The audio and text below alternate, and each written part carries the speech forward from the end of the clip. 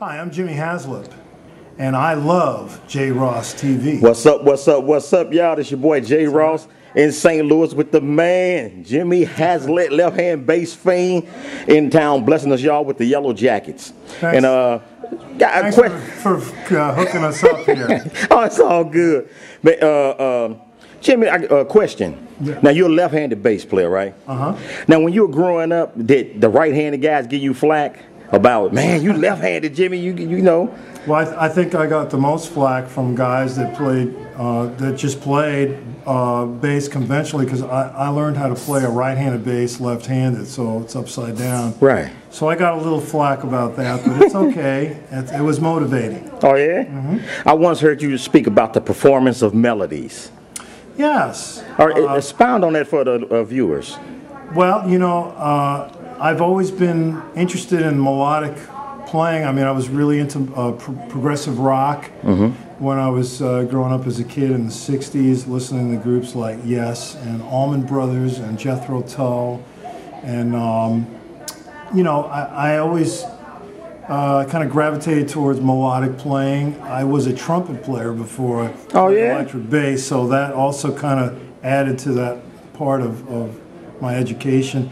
But it was during 1975 when I studied with Jaco that he really enlightened me and pointed me in a direction to listen to horn players, and that really kind of put things in perspective.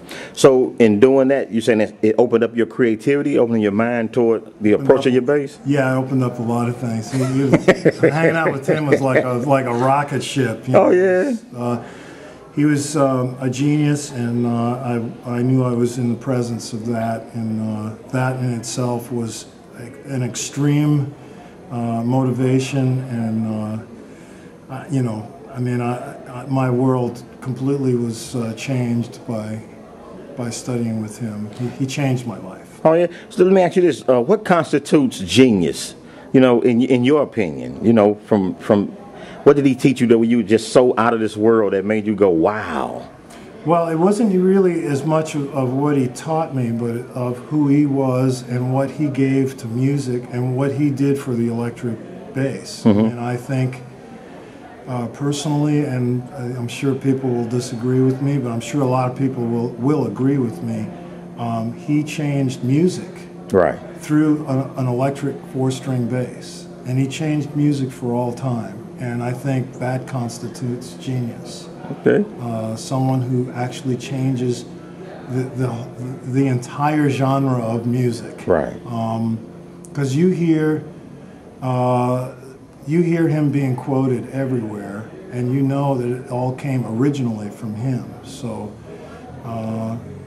I put him in the same league as Jimi Hendrix. And what he did for the electric guitar. Oh, yeah, once again, y'all, we're in St. Louis with one of the most prolific bass players in the world, Mr. Jimmy Haslip, and giving Jross-tv, our 10 million viewers, inside information on being a professional musician.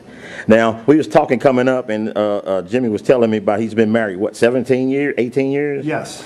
And for younger guys coming up now, what kind of advice could you give them about staying married, staying faithful, being true to your significant other while on the road?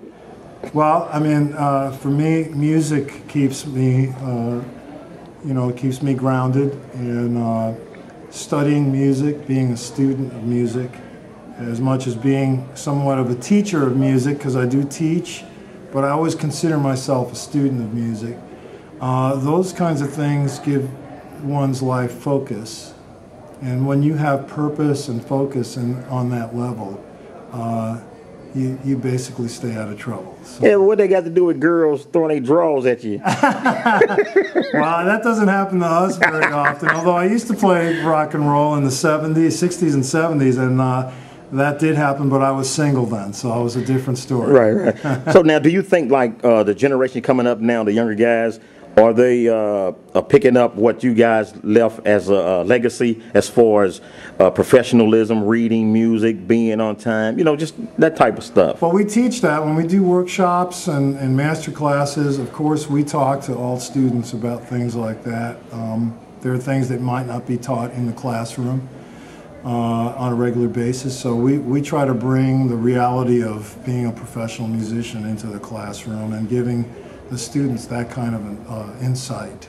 And you know, I hope they all listen and take our advice and have successful careers. And that's really what we're all about, is motivating young students, young players, giving them good family values, and you know, letting them know that you know, you got to take care of your temple, your body, you know, because as long as you're healthy, you can produce and you can have a strong career, and to you know, really honor the opportunity to be a professional musician. Yeah. Well, last question. Tell us about the new CD, and what inspired your parts that you added to it. Well, I'm always inspired to record with the YellowJackets, and this record was really a treat.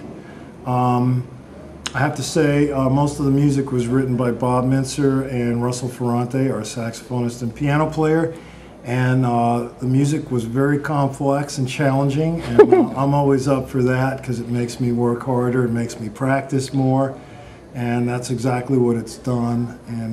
And I'm still practicing the music, but it's definitely fun and challenging to play this music with these guys. And the project was really a great experience.